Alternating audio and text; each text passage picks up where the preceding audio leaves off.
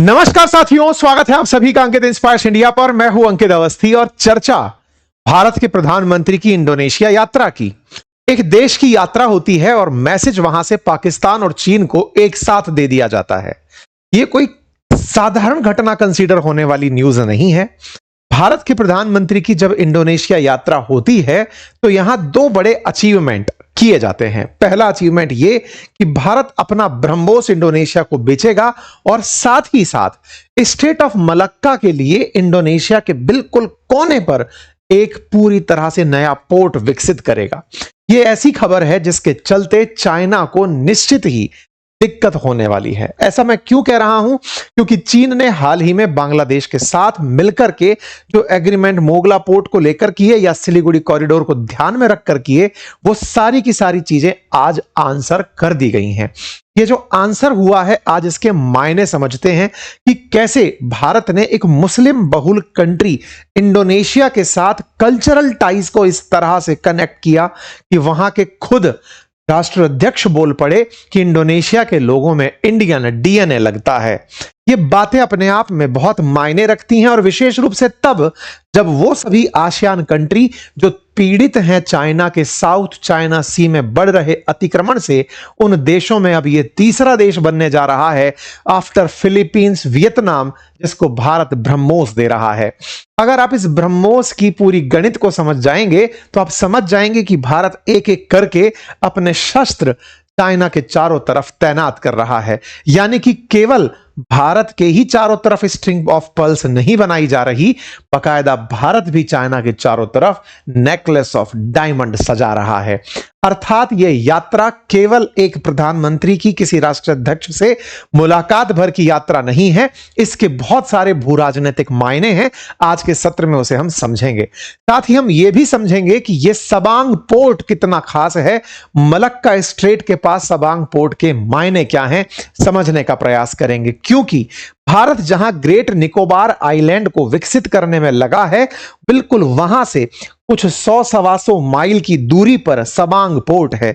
स्थितियां ऐसी कि जिस मलक्का स्ट्रेट से होकर चीन का 80% ट्रेड होता है, उसके मुहाने पर बिल्कुल द्वार बनकर ग्रेट निकोबार और सबांग पोर्ट खड़े हो जाएंगे। यानी कि मलक्का स्ट्रेट जाना है तो दोनों ही तरफ भारत खड़ा है और वहां से बिल्कुल स्ट्रेट ऑफ हॉर्मुज की फील लेते हुए आप निकलेंगे और अपना सामान लेकर जाएंगे। यानी स्टेट ऑफ मलक्का जो कि चीन के लिए अपनी चिंता है। यही कारण है कि चाइना भारत के एक तरफ चाइना पाकिस्तान इकोनॉमिक कॉरिडोर, तो दूसरी तरफ चाइना म्यांमार इकोनॉमिक कॉरिडोर के माध्यम से इंडियन ओशियन से सामान की ढुलाई चाइना तक करने के प्रयास में है, क्योंकि उसे इस मलक्का स्ट्रेट पर जो 80% तक का उसका ट्रेड है, उसकी निर्भरता कंट्रोल करने की आवश्यकता है। लेकिन भारत उसी के चारों तरफ अपनी तैयारियां बिल्कुल रास्ते में अपने काउंटर डालकर बैठ रहा है। इसका मतलब एक अपने आप में बड़ा संदेश है। यानी चाइना ने बांग्लादेश को साधने का प्रयास किया तो हमने इंडोनेशिया साध लिया।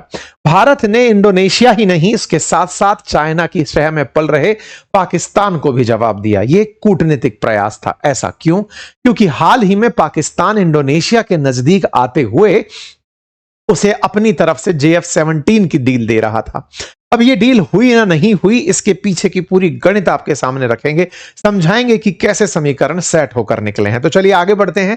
लेकिन उससे पहले, जब भी आप वर्ल्ड लीडर्स की मुलाकात देखते हैं, बॉडी लैंग्वेजेस देखते हैं, मिलते हुए देखते हैं, तब एक दिमाग में प्रश्न हमेशा बना रहता है कि इतने सारे ऑडियंस को, इतने सारे सम्मान को, इतने सारे लोगों की आंखों को अपने ऊपर आता देखकर ये लोग अपनी पर्सनैलिटी को इतना बंधा हुआ कैसे रखते हैं। अगर आपके मन में भी कुछ ऐसे प्रश्न आते हैं कि आप कैसे स्टेज पर जाएं, कैसे अपने आप को क्लास में बोलने वाला बनाएं, ऑफिस में अपनी बात रख पाएं, अपोजिट जेंडर से बात कैसे करें, नो कैसे कहें, प्रॉपर ड्रेसिंग सेंस क्या होता है, खाने के लिए आइटनरीज को किस तरह से कटलरी का इस्तेमाल किया जाता है, ये सब एटिकेट्स अगर आप अपनी पर्सनैलिटी डेवलपमेंट में सीखना चाहते हैं तो हमारा कोर्स इसके ऊपर लाइव हो चुका है। क्लासेस रेगुलर हो चुकी हैं। कमेंट में लिंक हमने लगा रखा है कोर्स का, जाकर उसे एनरोल कर लीजिए। अभी अंकित 33 कूपन कोड चल रहा है, जहां हमने प्रॉपर 15 ऐसे मॉड्यूल बनाए हैं जिन मॉड्यूल्स के माध्यम से हम आपके एक एक कीमती पॉइंट को आंसर करेंगे। इतना ही नहीं, समय समय पर हम आपको कुछ ऐसे ट्रेनर्स से भी मुखातिब कराएंगे जो आपकी पर्सनैलिटी ग्रूमिंग में अपनी राय रख सकेंगे। तो चलिए आपका स्वागत करते हुए आगे बढ़ते हैं। तो फिलहाल के लिए हेडलाइन को यहीं से शुरू करते हैं कि भारत के प्रधानमंत्री की 3 देशों की यात्रा शुरू हुई है, इंडोनेशिया, ऑस्ट्रेलिया और न्यूजीलैंड। जैसे ही 6 तारीख को प्रधानमंत्री बाहर निकलते हैं, 6 से 8 के लिए इंडोनेशिया की यात्रा पर होते हैं। आज प्रधानमंत्री इंडोनेशिया से ऑस्ट्रेलिया के लिए निकल चुके हैं। ऐसे में आपकी जो ये 3 दिवसीय यात्रा रही, उसकी शुरुआत के कुछ दृश्य आपके सामने हैं। प्रधानमंत्री यहां से रवाना होते हैं, इंडोनेशिया पहुंचते हैं। जब वहां पहुंचते हैं तो इनका जो वेलकम होता है, वेलकम आजकल वेलकम डिप्लोमेसी का बड़ा हिस्सा बन गया है। इंडोनेशिया के प्रेसिडेंट प्रबोवो सुबियांतो उन्हें रिसीव करने खुद एयरपोर्ट पर पहुंचते हैं। राष्ट्राध्यक्षों की ये जो मुलाकात है, ये अपने आप में बहुत खास है।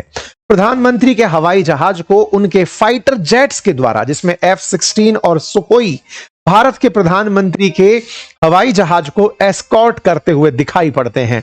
यानी कि एक ग्रांड जेस्चर, जैसे आपकी मेन गाड़ी के आगे 2 पायलट गाड़ी, एस्कॉर्ट गाड़ी चल रही होती हैं, कुछ वैसा ही प्रधानमंत्री पहुंचते हैं। प्रधानमंत्री का भव्य स्वागत होता है। पूरी तरह से कल्चरल रंग में रंगा हुआ इंडोनेशिया दिखाई पड़ता है। खुद राष्ट्रपति प्रधानमंत्री को रिसीव करने पहुंचते हैं। यहां पर एक सीन बहुत ही खूबसूरत आता है। जब इनकी मुलाकात होती है, उसी समय फाइटर जेट्स को ऊपर से सम्मान में गुजारा जाता है। इस तस्वीर के साथ साथ ही कल्चरल रूप से प्रधानमंत्री का स्वागत करने के लिए भारतीय संस्कृति और इंडोनेशियन संस्कृति से जो भी दृश्य बनते हैं, प्रधानमंत्री को उनसे मुखातिब कराया जाता है। यहां पर आप फाइटर जेट्स को पार होते हुए देख सकते हैं। प्रधानमंत्री को बिल्कुल वैसा ही स्वागत देने का प्रयास किया गया जैसा प्रधानमंत्री ने कभी रिपब्लिक डे परेड पर 2025 में प्रेसिडेंट को सम्मान दिया था। आप यहां पर देख सकते हैं पूरी इंडियन डायस्पोरा जो प्रधानमंत्री के स्वागत में यहां पर प्रेजेंट रहा। भारत के प्रधानमंत्री की इस यात्रा में एक और दृश्य देखने लायक था। जब रिपब्लिक डे परेड पर पिछले साल भारत ने सुबियांतो को चीफ गेस्ट बनाया था, उस समय भारत ने जिस तरह से अपना जेस्चर उनको लिए रखा था, कुछ वैसा ही जेस्चर आपने यहां रखा और साथ ही साथ अपने देश का जो सर्वोच्च सम्मान है वो भारतीय प्रधानमंत्री को ऑफर किया गया। ऐसा सर्वोच्च सम्मान प्राप्त करते हुए भारतीय प्रधानमंत्री अब 35th वो प्रधानमंत्री मतलब 35th अवार्ड प्राप्त कर चुके हैं इंडोनेशिया से। कुल मिलाकर अब 35 अवार्ड अंतरराष्ट्रीय स्तर पर भारत के प्रधानमंत्री को मिल चुके हैं। ये तस्वीरें हैं आपकी यात्रा के दौरान कुछ दृश्यों की, जिनको आप यहां पर देख सकते हैं। ये सीन है जिनको आप यहां पर तमाम प्रकार के हैंडल्स के माध्यम से देख सकते हैं। ये वो सीन है जब भारत के प्रधानमंत्री चल रहे हैं और साथ में पूरी तरह से घुड़सवार हैं या बाइक पर सवार हैं, मोटरकैड हैं। यह आपके लिए पूरे प्रोटोकॉल में आपके साथ भव्य स्वागत के लिए आपको लिए चल रहे हैं। ये बिल्कुल वैसा सीन परिलक्षित हो रहा है जैसे कभी गणतंत्र दिवस की परेड में हमारे द्वारा राष्ट्राध्यक्षों के लिए किया जाता है। कुछ वैसा ही सीन यहां पर भारत के प्रधानमंत्री के लिए इंडोनेशिया में देखने को मिला। जब भी देश के राष्ट्राध्यक्ष का सम्मान होता है तो वह समस्त भारतीयों के लिए या देशवासियों के लिए यह क्षण होता है कि असल में भारत का सम्मान हो रहा है, और उस तरीके से उसे वैसे ही प्रेजेंट किया गया। यहां पर अभी कुछ दिन पहले आप में से बहुत से लोगों ने, जब पुतिन चाइना पहुंचे थे, तब चाइना में पुतिन के सम्मान के लिए कुछ इस तरह से बच्चे झंडे लहराते हुए दिखाई दिए थे। वैसे ही इंडोनेशिया के बच्चों को प्रधानमंत्री के सम्मान में झंडे लहराते हुए दिखाया गया। आप यहां पर बकायदा पूरा शूट देख सकते हैं, रिकॉर्डिंग देख सकते हैं। ऐसा लग रहा है जैसे परेड ग्राउंड के अंदर प्रधानमंत्री का ट्रैवल हो रहा है। एक प्रकार का बहुत ही खूबसूरत सीन यहां पर निकल कर आया। भव्य स्वागत हुआ। भव्य स्वागत के साथ साथ यहां पर राजकीय अतिथि के रूप में आपको पूरी तरह से तोपों की सलामी के साथ सम्मानित किया गया। इसके बाद प्रधानमंत्री कल्चरली लोगों से मुलाकात किए जो यहां पर प्रमुख केंद्र थे, उनसे बातचीत की, और साथ में आदिपुरा स्टार जो कि रिपब्लिक ऑफ इंडोनेशिया का अटमोस्ट मतलब सबसे बड़ा पुरस्कार है, आपने उसे ग्रहण किया। ऐसा करते हुए भारत के प्रधानमंत्री दुनिया भर के तमाम देशों के साथ पुरस्कार प्राप्त करते हुए 35 इंटरनेशनल पुरस्कार प्राप्त कर चुके हैं। इसके बाद दोनों देशों के बीच में द्विपक्षीय वार्ता होती है और 20 से अधिक समझौतों पर हस्ताक्षर हो जाते हैं। यहां पर प्रधानमंत्री के द्वारा इस बारे में अपडेट किया जाता है। List of outcome 20 in total 20 deal होती हैं और उनमें सबसे ज्यादा चर्चित डील ब्रह्मोस की निकल कर आती है। अब ब्रह्मोस की क्या कहानी है वो थोड़ा सा सुन लीजिए। असल में भारत और रूस के द्वारा संयुक्त रूप से निर्मित सुपरसोनिक मिसाइल ब्रह्मोस, जिसे भारत अब दुनिया के तमाम देशों में, विशेष रूप से उन ग्लोबल साउथ कंट्रीज में जहां जहां पर लोगों को लगता है कि अमेरिकी आधिपत्य नहीं चाहिए या प्रभाव से बचना है, चाइना से भी बचना है, तो एक तीसरा गुट बनता चला जा रहा है। भारत वहां पर डिफेंस का सप्लायर बन रहा है। फिलीपींस और वियतनाम पहले से ही ब्रह्मोस ले चुके हैं, अब इंडोनेशिया की बारी थी। हाल ही में यूएई ने भी हमारे साथ ब्रह्मोस लेने की रुचि जाहिर की थी और उन्होंने बकायदा इसके लिए वार्ता भी शुरू कर दी है। ऐसे में अब भारत का जो ब्रह्मोस है इंडोनेशिया जा रहा है। ये कुछ तस्वीरें और न्यूज कटिंग्स हैं जिसमें यूएई की बात है, वियतनाम की बात है, फिलीपींस की बात है, अब उसके बाद इंडोनेशिया की बात है। अब इस इंडोनेशिया की बात लेकिन इतनी आसान नहीं है। क्यों नहीं है? असल में जो अपन ने ये बनाया है ना ब्रह्मोस, इसके बारे में कई बार एक मन में प्रश्न आता है कि ब्रह्मोस हमसे ही क्यों लेता है कोई? रूस के पास भी तो इसकी हिस्सेदारी 49.5% है, तो रूस से इसको क्यों नहीं ले लिया जाता? अच्छा, इसका जवाब भी बड़ा इंटरेस्टिंग है। जवाब इंटरेस्टिंग ये है कि जिस ब्रह्मोस को भारत से रिसीव किया जाता है, असल में वो रूस के पास भी नहीं है। रूस के पास अपनी मिसाइल है। भारत ने जो ये 50.5% यहां पर अपना कंट्रीब्यूशन दिया है, वो कंट्रीब्यूशन इसे बहुत खास बना देता है। और भारत जब भी अपनी मिसाइल किसी को सौंपता है तो उसके साथ साथ उसकी सर्विसिंग, उसका रखरखाव, उसका प्रशिक्षण, वो सब कुछ साथ में ऑफर करके देता है। भारत की इस मिसाइल की क्षमता यह है कि कोई भी रडार इसे पकड़ नहीं पाता, क्योंकि ये क्रूज मिसाइल है और जमीन के समानांतर होकर दुश्मन को ट्रीट करती है। ऐसे में भारत के इस प्रकार के जो डिफेंस इक्विपमेंट हैं, इनको अब खरीदने वालों की लंबी कतार है और बहुत सारे देश इसमें अपना इंटरेस्ट ऑलरेडी जाहिर कर चुके हैं। इंडोनेशिया के राष्ट्रपति जब भारत की यात्रा पर पिछली बार आए थे, तब भारत की यात्रा से पहले जब इनको रिपब्लिक डे की परेड में भारत बुलाया गया था, उस समय पर एक बहुत बड़ा सीन यह हुआ था कि इनके मतलब जो ऑफिस है उसकी तरफ से यह सूचना दी गई थी कि आप यहां आने के बाद पाकिस्तान की यात्रा पर भी जाएंगे। भारत ने इस बात के ऊपर अपनी तरफ से तीव्र रिएक्शन दिया। हुआ यह कि यहां पर 2 नवंबर 2024 को जब भारत ने यह फाइनल किया कि आप हमारे रिपब्लिक डे के चीफ गेस्ट होंगे, उस समय पर एक न्यूज इंडोनेशिया की तरफ से निकल कर आती है कि ये चीफ गेस्ट तो होंगे, लेकिन यहां आते आते वो पाकिस्तान भी चले जाएंगे। ये खबर पाकिस्तान की मीडिया ने आउट कर दी थी कि साहब यहां पर जो सुबियान आएंगे वो पाकिस्तान की यात्रा पर भी जाएंगे। जब ये खबर बाहर निकल कर आती है तो भारत अपनी तरफ से आपत्ति दर्ज कराता है कि देखिए, हम आपको यहां बुला रहे हैं, आपको वहां जाने की जरूरत नहीं है। खैर, भारत के रिएक्शन के बाद इन्होंने अपनी यात्रा जाने से स्थगित कर दी। 2025 में वो भारत तो आए, लेकिन भारत के बाद फिर वो मलेशिया चले गए। पाकिस्तान जाना उन्होंने स्थगित कर दिया। अब भारत के साथ इनकी उसी समय पर एक डील साइन होनी थी। असल में क्या था कि पाकिस्तान वाले इन्हें JF-17 बेचना चाहते थे और भारत चाहता था कि इनके साथ हमारा ब्रह्मोस का डील साइन हो जाए। तो पहले हमने केवल पाकिस्तान की ट्रिप इनसे कैंसिल करवाई और इन्हें केवल डेडिकेटेडली भारत के लिए बुलवाया कि आप यहां आइए, उसके बाद जहां भी जाना हो। तो साहब ये सीन निकलकर पहली बार आया। उस समय भारत का लालच क्या था? अक्सर में यह देखा गया है कि भारत जब रिपब्लिक डे परेड में किसी को चीफ गेस्ट बना के बुलाता है तो उसके पीछे कुछ व्यापारिक लाभ भी सोचकर चल रहा होता है। इंडोनेशिया के साथ 450 मिलियन का रुपया, इनकी करेंसी रुपया है, इनके बीच का ट्रांजैक्शन होने की बात थी और यह माना जा रहा था कि भारत और इंडोनेशिया एक डील करेंगे जिससे कि हम उनको $450 मिलियन का माल देंगे और अगर वो माल लोन में भी लेना चाहेंगे तो हम लोन में भी देंगे, हम तो बाजार ढूंढ रहे हैं। लेकिन ऐसी कोई भी डील उस समय साइन नहीं हो पाई। ये खबर आप 11 जनवरी 2025 की देख रहे हैं। बस रिपब्लिक डे परेड पर आए और उसके बाद में ये चले गए। भारत को बड़ी निराशा हुई। हम में से बहुत सारे लोग जिन्होंने ये न्यूज उस समय निकाल दी थी कि ब्रह्मोस साइन हो जाएगा, उस समय हुआ नहीं था। लेकिन फिर भारत ने एक बढ़िया प्रेजेंटेशन दुनिया के सामने ब्रह्मोस का दिया। इधर हमने अपनी तरफ से ब्रह्मोस पाकिस्तान पर दागी और उधर की तरफ से दुनिया में यह संदेश चला गया कि जिस देश को चाइना की सुरक्षा प्राप्त हो उस देश में ब्रह्मोस जाकर गिर सकता है। और उसके बाद लगातार हमारे पास ऑर्डर्स आने शुरू हो गए।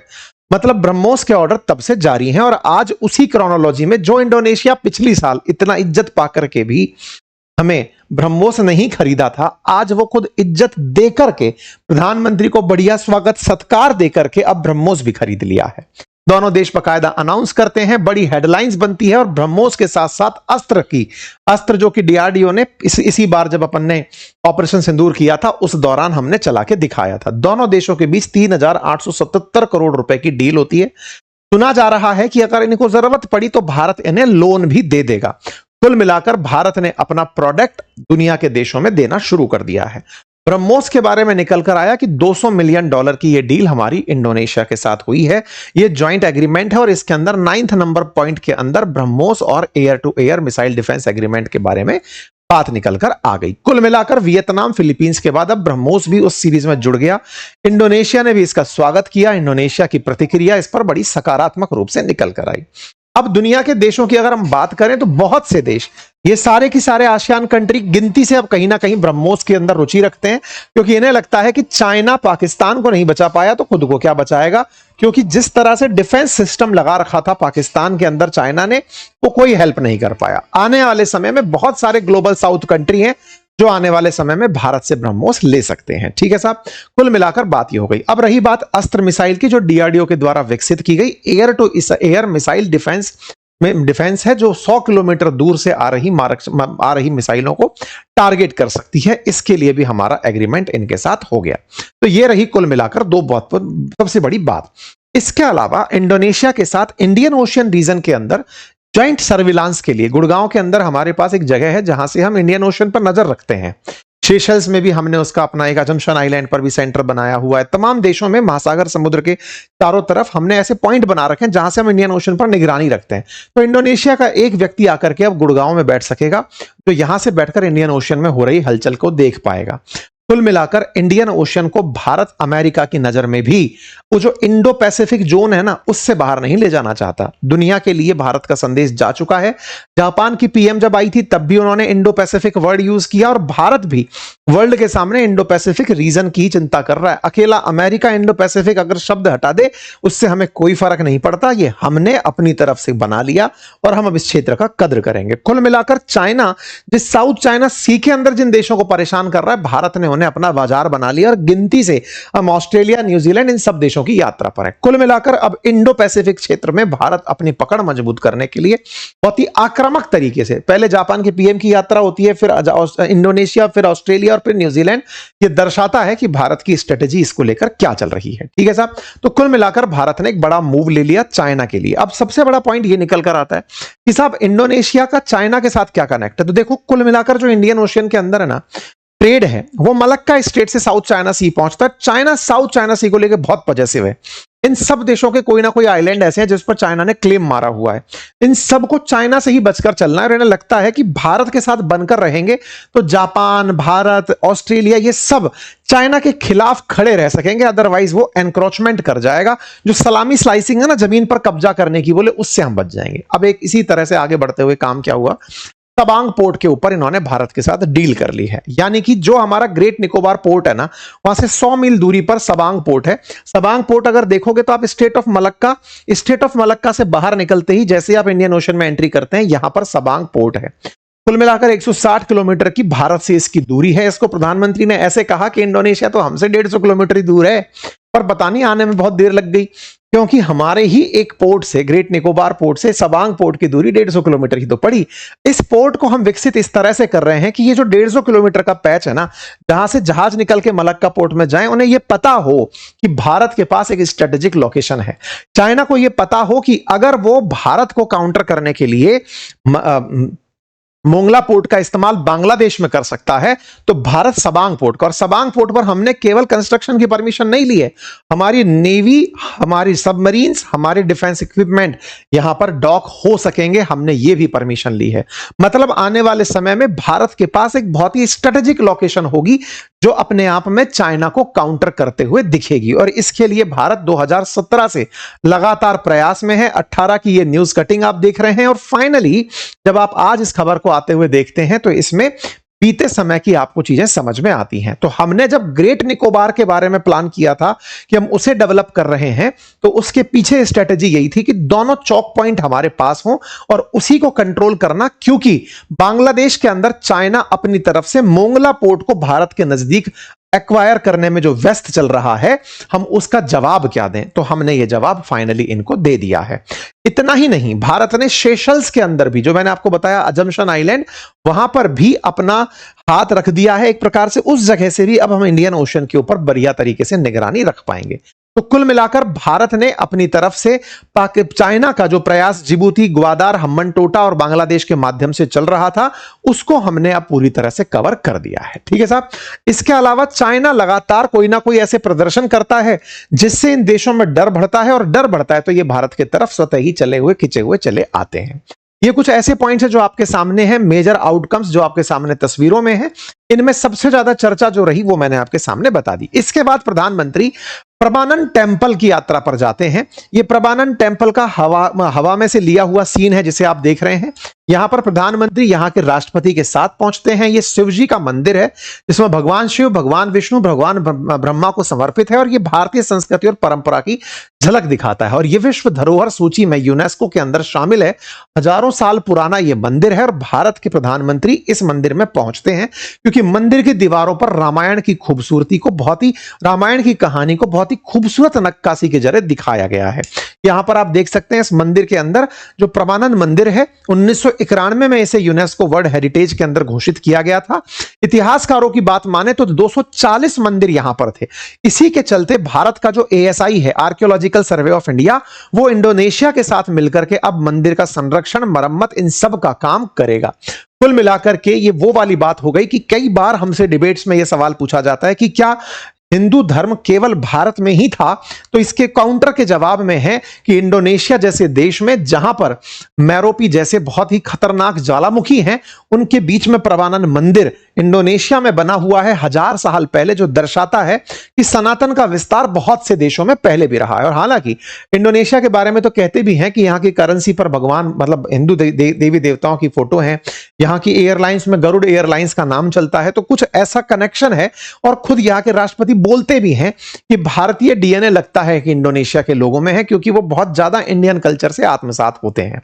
खैर, बीजेपी की तरफ से इसे इस तरह से दिखाया गया कि हम लोग अब रिवाइव कर रहे हैं सनातन हेरिटेज को, और ये केवल यही नहीं, Cambodia, Indonesia, Vietnam, Laos, Myanmar, Bangladesh, Nepal, Bahrain, सब जगह हम जहां जहां हैं वहां पर रिवाइवल चल रहे हैं। खैर, कुल मिलाकर के प्रधानमंत्री की जब ये यात्रा होती है, इसके जो मेजर मायने हैं वो हमने मतलब पाकिस्तान और चाइना के रेफरेंस में समझ लिए। कुल 20 यहां पर एग्रीमेंट दोनों देशों के बीच साइन हुए। इसी बीच में हमने UPI का इंटीग्रेशन भी अब इंडोनेशिया के साथ कर दिया है। प्रधानमंत्री ने इसका अपने तरफ से यहां पर अनाउंसमेंट कर दिया। इसके बाद प्रधानमंत्री की जो ये यात्रा है बहुत ही अच्छे से संपन्न होती है। प्रधानमंत्री इंडियन डायस्पोरा को यहां के राष्ट्रपति के साथ मिलकर के संबोधित करते हैं। जकार्ता के अंदर ये संबोधन होता है। प्रधानमंत्री को खूब सारा थैंक्स मिलता है। यहां के राष्ट्रपति के साथ मिलकर के आपकी यात्रा होती है, और फिर इसके बाद आप यहां से निकल करके ऑस्ट्रेलिया की यात्रा पर पहुंच जाते हैं। यानी कि अब ये ऑस्ट्रेलिया की तस्वीरें आपके सामने आना शुरू हो चुकी हैं। जैसे ही यहां से कोई रिलेवेंट अपडेट आएगा आप तक जरूर पहुंचाया जाएगा। तब तक अगर आप में से कोई भी साथी हमारे इस कोर्स को ज्वाइन करना चाहते हैं तो जल्दी से ज्वाइन करें। लिंक कमेंट बॉक्स के अंदर पिन है। बाकी अपडेट मिलते रहेंगे। धन्यवाद।